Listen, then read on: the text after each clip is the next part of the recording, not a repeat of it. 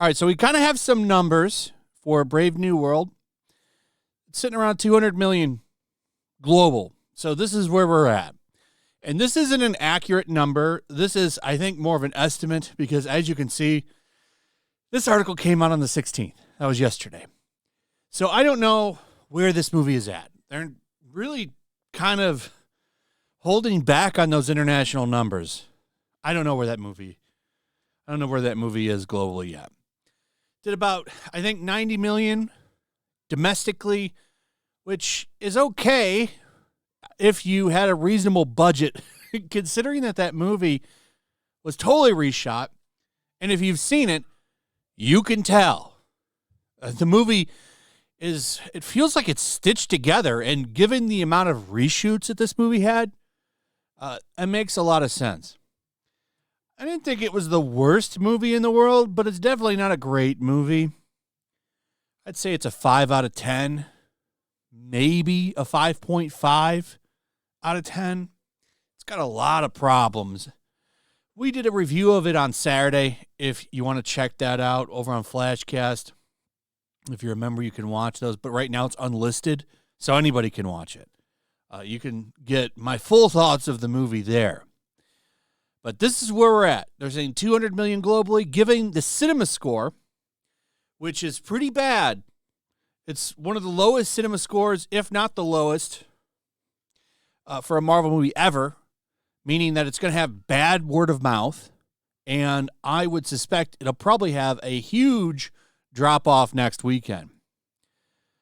But while some people are giving okay reviews to it, mostly it's negative. This review from IGN was a little right on the mark for them, actually. They, specifically this guy, Carlos Morales, he's mad about the movie because it's apparently glorifying service members. So he's mad because the American military is portrayed in a positive light. So we have a communist here at IGN, not surprising. That's pretty spot on for them. They hate this country, but they love living here. Can't stand that. If you really hate living here so much, if you hate this country, why are you here? You go to Canada, Mexico. It's a long list of countries that you can go to. Why are you staying here if you hate this country so much? It blows me away. But, yeah, this guy's getting a lot of shit, mostly in the comments, which I'm going to show you in a second. But listen to some of this. So here's he's also mad that Sam Wilson has changed from a social worker to a Air Force, pararescue now. I actually like that change. I like that he's in the Air Force and not being like some social worker. That's a good change. But of all the things that you're going to bitch about for a character being changed in the MCU, that's like the stupidest things to get mad at. So here's what he's saying. So IGN has published a scathing review of Captain America: Brave New World with writer Carlos Morales delivering harsh criticism, not the film's storytelling and pacing, but of its perceived portrayal of the U.S. military. While Park Place's own WDW Pro rated the movie 4.5 out of 10 for its narrative and shortcomings, Morales' review raises eyebrows for an entirely different reason: the apparent disdain for the men and women in uniform. Morales claims the movie retreats to the safety of easy both sides platitudes and romanticizing the U.S. military. What do you think this is? It's Captain America. What are you expecting? He criticizes Marvel Studios for turning many of its characters into agents of the state, stating virtually every major character in the movie is either current or past member of the U.S. military's Secret Service or associated with warfare in some other capacity. So that's where we're at with this. And he got some shit for this. And if you go over to the article, look at this military fetishism. This is their review, by the way. So they're mad over here, specifically this guy who wrote the review, Carlos Morales, is just mad because it glorifies the military.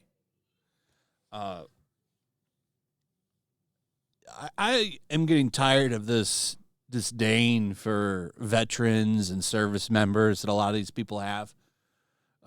We definitely, given our status in the world, should have a powerful military. We just should. We're a superpower. And that's just how it is. And, a lot of these people want us to just lay down and take it. And I'm sorry, I'm not cool with that. And I do think that we should respect some service. These people are putting their lives on the line in a lot of cases. And I definitely have a lot of respect for that, but not Mr. Communist here. But if you go down to the comments here, like, this article is getting ripped. I'm surprised they haven't deleted them or turned them off. Sam spending so much time defending Ross despite the latter clearly being morally compromised raises the question of why he has so much faith in a man who once imprisoned him.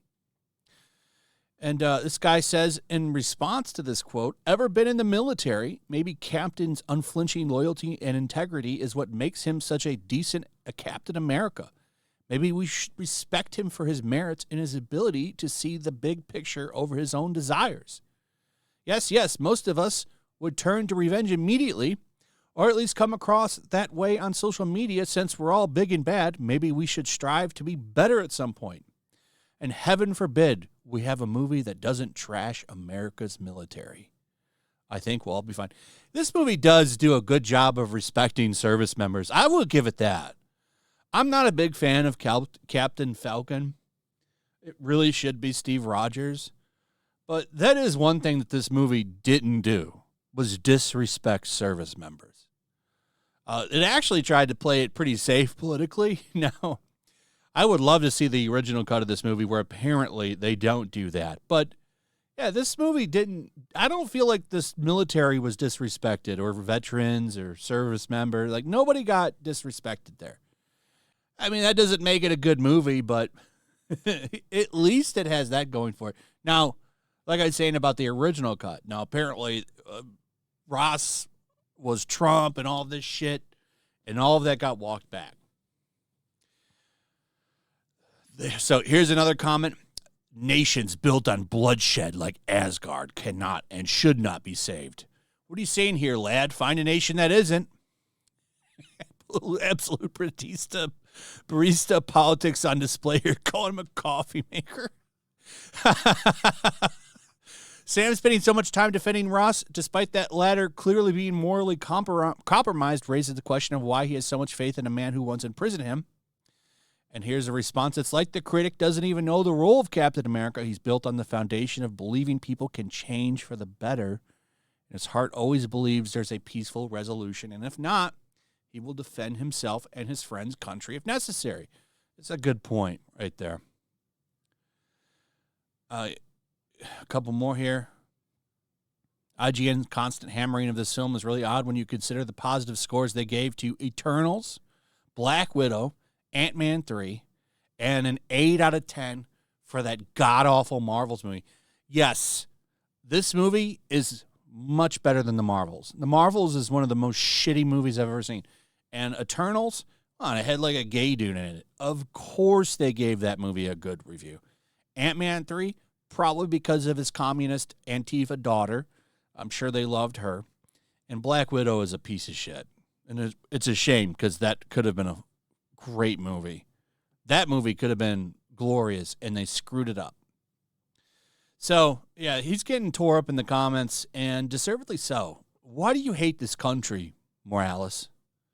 Why is IGN filled with communists? Anyway, that's pretty much it. Let me know what you guys think about all this in the comments. Also, if you would, please like, subscribe, share the video. Make sure you're still subscribed.